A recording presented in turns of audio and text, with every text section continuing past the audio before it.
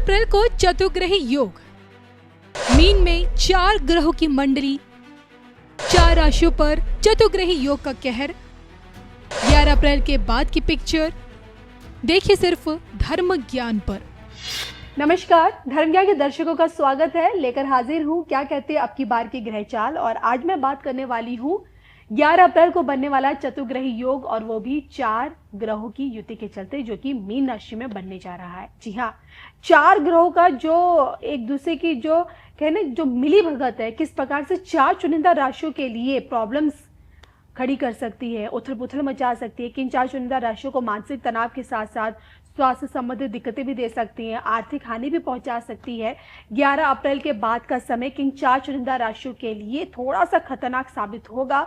क्यों होगा, वो 4 ग्रह कौन से हैं, चतुर्ग्रही योग को गहराई से समझने के लिए मेरे साथ हमेशा की तरह मौजूद हैं जाने माने ज्योतिषाचार्य मयंक शर्मा जी। मयंक जी, स्वागत है आपका धर्म ज्ञान में। जी धन्यवाद कविता। धर्म ज्ञान के सभी दर्शकों को सादर नमस्कार। आपका हर पल मंगलमय हो। तो मयंक जी, शुभ अशुभ युति के बीच इस बार चतुर्ग्रही योग का बनना, क्या हम इसे एक सकारात्मक दृष्टि से देखें या फिर नकारात्मक दृष्टि से? देखिए, सकारात्मक तब ये योग बन जाता अगर यहाँ नीच भंग राजयोग बनता। ओके। तो लेकिन यहाँ पर परिस्थिति क्या बन रही है कि मीन राशि में जहाँ पहले से शनि, सूर्य और मंगल मौजूद हैं, और अब यहाँ पर बुध की स्थिति भी आ रही है, यानी कि बुध भी नीच के हो रहे हैं। तो जिसके चलते कुछ ना कुछ परेशानियां, दिक्कतें बनी रह सकती हैं। बुध देखिए शेयर मार्केट का कारक है, व्यापार का कारक है, धन का कारक है, शिक्षा का कारक है, गणित का कारक है। इन सब चीजों को बिगाड़ेगा। आपका बजट भी बिगाड़ सकता है। धन लाभ जो आप देख रहे हैं बहुत ज्यादा होना चाहिए, वो बहुत कम रह सकता है। तो ये स्थितियां 4 राशियों के लिए ज्यादा परेशानियां बढ़ा सकती हैं। जी। तो वो कौन सी 4 राशियां हैं जिनको इस समय धन का निवेश सोच समझ के करना चाहिए, और अपनी सेहत का ध्यान रखना चाहिए, और विवादों से दूर रहना चाहिए? बिल्कुल। तो 4 चुनिंदा राशियां हैं, हम उस पर बात करेंगे और अंत में जानेंगे कि उनके लिए क्या कुछ उपाय है जो उनके लिए 11 अप्रैल के बाद करना उनके लिए जरूरी हो जाता है। तो मैं ये पहले नंबर पर आपकी कैलकुलेशन किस राशि के ऊपर? देखिए, मुझे लगता है कि वृषभ राशि में बुध जो है धन के कारक और संतान के कारक माने गए। तो वृषभ राशि वालों को इस समय धन का निवेश करने से बचना चाहिए 11 अप्रैल के बाद। जी, और अपनी सेहत का ध्यान रखना चाहिए। शिक्षा परीक्षा में अवरोध आ सकता है, तो इस चीज का ध्यान रखें कि कोई रुकावट ना हो जी। आने वाले समय में। किसी की भी परीक्षा हो या कोई टेस्ट वगैरह हो, तो आपका ध्यान जो है पूरा फोकस जो है स्टडी पे रहना चाहिए। लापरवाही बिल्कुल ना करें। कार्य व्यवसाय में अगर परिवर्तन करना चाहते हैं तो अभी फिलहाल ना करें। ठीक है। दूसरे नंबर पर आती है मिथुन राशि, क्योंकि मिथुन राशि के स्वामी ही बुध है, और वो भी दशम 3 भाव लोगों के साथ जाके जी, बैठ गए। चतुर्ग्रह योग दशम भाव में बनेगा।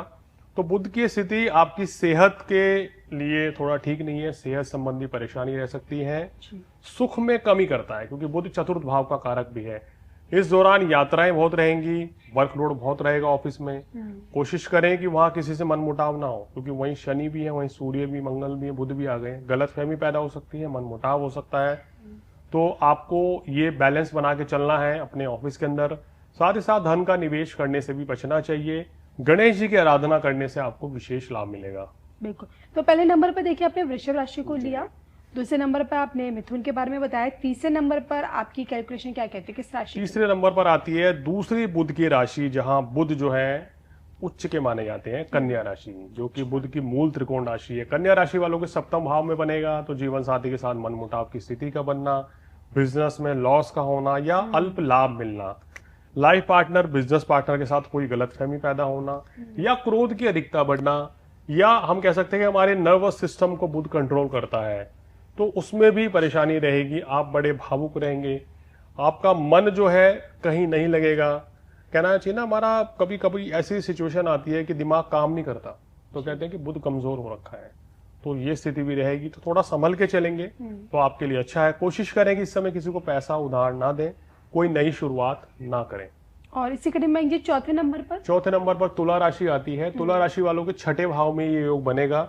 तो तुला राशि वालों को इस समय अपनी सेहत का विशेष ध्यान देना चाहिए जी। इसके साथ साथ ही रोग, ऋण, शत्रु से आपको थोड़ी सी परेशानी रह सकती है, तो इस चीज का ध्यान रखें। भाग्य आपका मैं तो ये तो नहीं कहूंगा कि सपोर्ट नहीं करेगा, मगर रुक रुक के साथ देगा। विदेश जाना चाहते हैं तो उसमें भी कुछ ना कुछ अड़चने आएंगी, लेकिन इन दी एंड जो है आपको संभल के चलना होगा, चाहे अपने कार्य क्षेत्र हो, चाहे बिजनेस हो, नौकरी हो या घर परिवार के मामले हो, हर चीज में आपको कदम फूंक फूंक के रखना है और पैसे का निवेश करने से इस समय बचें। अब इन 4 राशियों पे समस्या है, इनके अलावा जो राशियां जिनको इससे थोड़ी कम समस्या है वो है मेष राशि, सिंह राशि। सिंह राशि के बाद अगर बात करें तो धनु राशि और मीन राशि, इन राशियों को भी थोड़ी थोड़ी समस्याएं रहेंगी। अब ऐसे समय में क्या करें, आप क्या करें, सभी राशि वाले या ये जो राशि हमने बताई हैं इनको गणेश जी की आराधना करनी चाहिए, विष्णु सहस्त्र नाम का पाठ करें, बुधवार के दिन हरी वस्तुओं का दान करें, गाय को चारा खिलाएं, गणेश जी को सिंदूर चढ़ाएं, इलायची चढ़ाएं तो विशेष लाभ मिलेगा और आपके जीवन में जो भी कोई परेशानियां दिक्कतें आ रही हैं वो निश्चित रूप से दूर होंगी।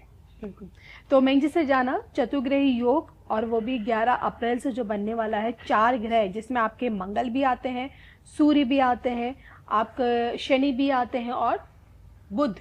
एक चीज यहाँ दर्शकों को बताना चाहेंगे कि इस समय जो ग्रहों की स्थिति बनेगी, जो ग्रह चाल है, तो जब ये योग बन रहा होगा तो उस समय पे अब बुध जो है नीच के तो हो गए हैं, लेकिन यहाँ पर अस्त अवस्था में नहीं रहेंगे। अच्छा, तो ये एक थोड़ा सा और प्लस पॉइंट हो गया है, थोड़ी नकारात्मकता को कम करेगा। क्योंकि अगर बुध अस्त हो जाते तो बिल्कुल वो कहना चाहिए कोई ग्रह जो है बहुत ज्यादा फिर वीक स्थिति में आ जाता है।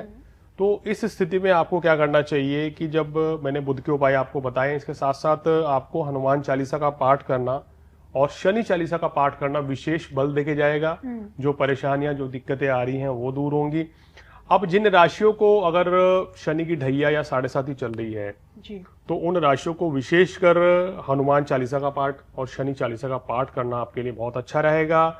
बुध जो है राजकुमार है ज्योतिष में, जो आप युवा वर्ग हैं जिनकी आयु 11-12 वर्ष से लेके 16-17 वर्ष तक के बच्चे हैं, उनकी आप सेवा करें, उनको आप मिठाई खिलाएं, उनको आप कॉपी पेन गिफ्ट करें, बस्ता या उनकी फीस भर दें या उनकी किसी भी तरीके से मदद करें, किन्नरों की सेवा करें, तो निश्चित रूप से बुध मजबूत हो जाते हैं। तब की बात है जब आपका बुध वीक हो ना। हाँ, जैसे भी गोचर में जब ये 11 अप्रैल से नीच का चलेगा तो इस समय पे आप करेंगे और 30 अप्रैल तक ये परिस्थिति रहेगी। तो इस दौरान अगर सभी राशि वाले भी उपाय कर लेते हैं तो निश्चित रूप से बुध के अशुभ फलों में कमी होगी और शुभ फलों में वृद्धि हो जाएगी। और इसी के साथ मुझे मैं जी को दोनों को अनुमति दीजिए। नमस्कार।